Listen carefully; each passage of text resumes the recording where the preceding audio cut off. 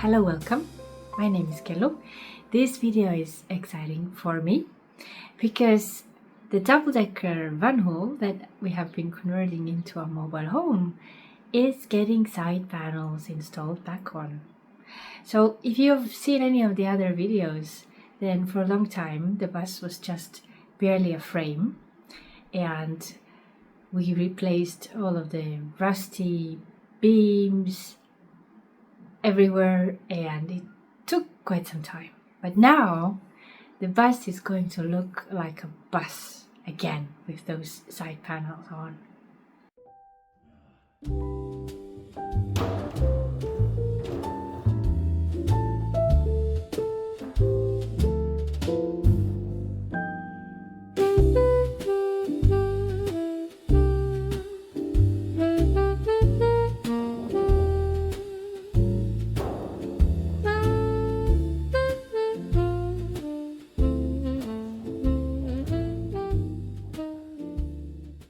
We tried to save some of the old green panels, just in case we could use them somehow.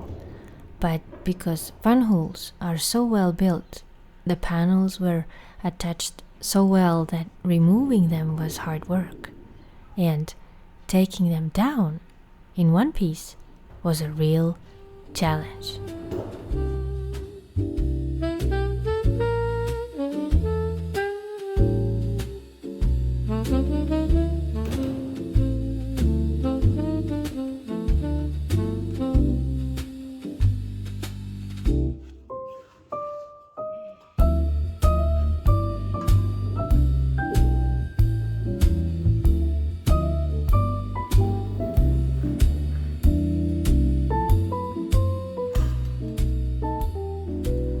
Taking off the side panels and reinstalling them after the work on the wall frames was completed is probably one of the most noticeable milestones on the double-decker so far. We started removing these panels in winter, made drawings of the frame and the panels, and then proceeded to replace all the rusty beams. Finally, when the weather became warmer again, we were able to start installing the new panels. Double-deckers have less storage space than regular coaches, so we decided that the first deck would be used mostly for storage. We closed off the window openings by adding diagonal beams to strengthen the wall frame and to provide something to attach those side panels to. So you already see that on the right side of the bus, some of the panels are in place, and behind those panels there are those X's. So these used to be windows, but right now they're going to be walls.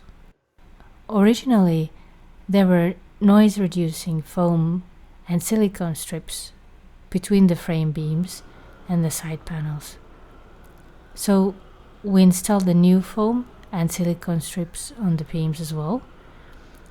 The adhesive silicone also helps keep the panels in place until they are welded to the frame. A very important thing is to heat the panels evenly. This is because metal shrinks when it's cold and expands when it's warm. And if a panel is installed while warm, it will contract as it cools, becoming nicely taut and straight. This also helps to prevent the panels from becoming loose, or how to say, like wavy, as temperature changes throughout the year.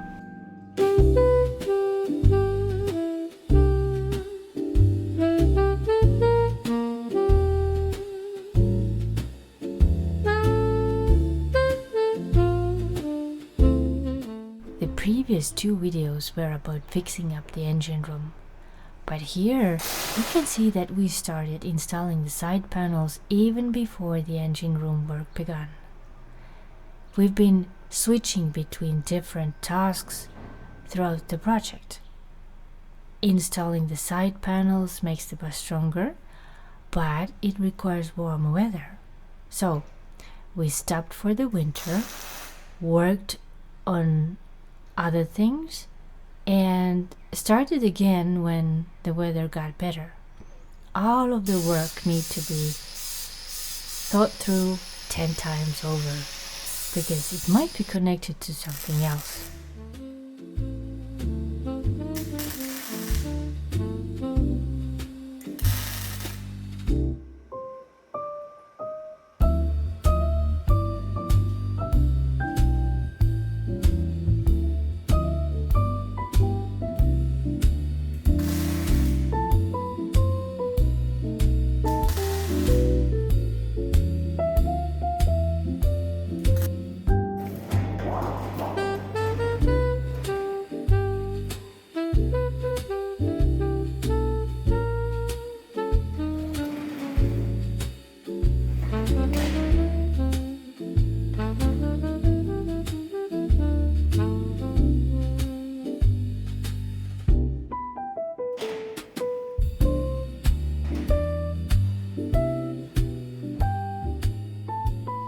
First, we thought that we could install only the new panels, but some of the old green panels were in such good condition that we decided to use them too.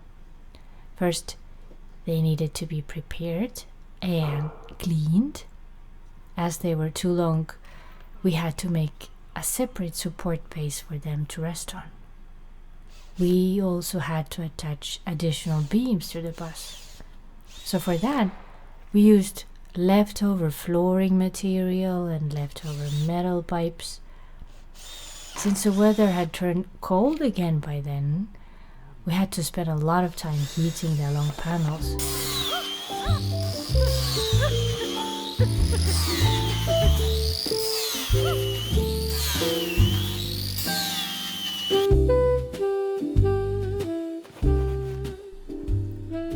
So here you can see how much hassle it actually took to get one long panel installed to the wall. And actually welding this thing is another interesting task, because you have to weld while the panel is still warm, and it tends to cool down very quickly. So you need to reheat it a little bit while you're doing the work. And since the original panel was nearly 12 meters long, it was impossible for us to install it in one piece. So we cut it into different pieces. And this is the end result.